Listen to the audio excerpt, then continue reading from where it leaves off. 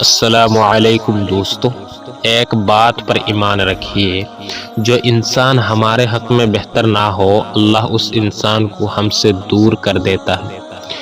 دشمن بنانے کے لیے ضروری نہیں کہ آپ کسی سے لڑائی کریں، بس حق اور سچ بولیں تو دشمن آپ کو اپنے خاندان میں ہی مل جائے گا۔